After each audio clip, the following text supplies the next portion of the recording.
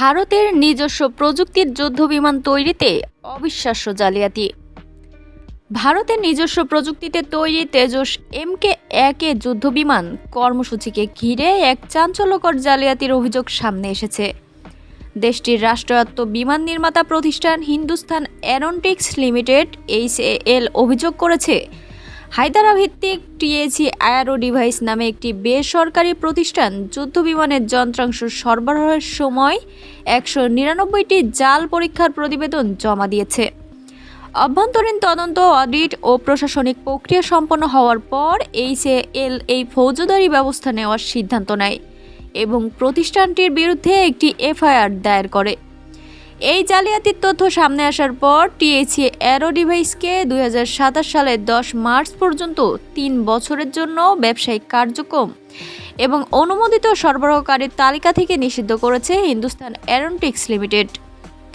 তবে HAL জানিয়েছে, বিতর্কিত এই সরবরাহের বিপরীতে অভিযুক্ত প্রতিষ্ঠানটিকে কোনো অর্থ পরিশোধ করা হয়নি। FIR এর তথ্য অনুযায়ী 2022 সালের 28 মার্চ থেকে HAL এর এয়ারক্রাফট ডিভিশন তেজস MK-1 যুদ্ধ কর্মসূচির যন্ত্রাংশ সরবরাহের জন্য TAC অ্যারো ডিভাইসেসকে 18টি ক্রয়াদেশ দেয়। এর আওতায় নমুনা পরীক্ষার প্রতিবেদন এবং অন্যান্য কারিগরি নথি যাচাইয়ের পর প্রতিষ্ঠানটিকে 35 ধরনের যন্ত্রাংশের মোট 172টি উপাদান উৎপাদনের অনুমোদন দেওয়া হয়েছিল।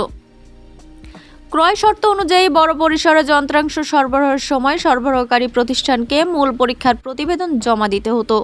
পরে TAC অ্যারো ডিভাইসেস বিভিন্ন গুণগত মানের সূচক যেমন tensile strength, hardness, break load, shear, non distracted, testing entity, micro structure এবং সল্ট স্প্রে পরীক্ষা সহ মোট 199টি পরীক্ষার প্রতিবেদন জমা দেয়। পরবর্তী যাচাইয়ে HAL এর মান নিয়ন্ত্রণ বিভাগ প্রতিবেদনে উল্লেখিত হায়দ্রাবাদের অ্যাক্সিস ইনস্পেকশন সলিউশনের কাছে এসব নথির সত্যতা জানতে চায়। 2023 সালের 29 নভেম্বর পরিচালিত এক অডিটে HAL জানতে পারে, 2023 সালের ফেব্রুয়ারি থেকে সেপ্টেম্বরের মধ্যে একটি জমা দেওয়া 199 প্রতিবেদনের একটিও অ্যাক্সিস ইনস্পেকশন সলিউশন থেকে ইস্যু করা হয়নি এবং সবগুলো প্রতিবেদনই জাল। অ্যাক্সিস ইনস্পেকশন সলিউশন HAL-কে নিশ্চিত করেছে যে তাদের প্রতিষ্ঠানের নাম স্বাক্ষর জাল করে অপব্যবহার করা হয়েছে এবং তাদের অনুমতি ছাড়াই এই প্রতিবেদনগুলো তৈরি করা হয়েছে। এই তথ্য সামনে আসার পর HAL প্রতিষ্ঠানটিকে কারণ দর্শানোর নোটিশ দেয় এবং তাদের জবাব পর্যালোচনা ও অভ্যন্তরীণ আলোচনা শেষে নিষিদ্ধের সিদ্ধান্ত নেয়।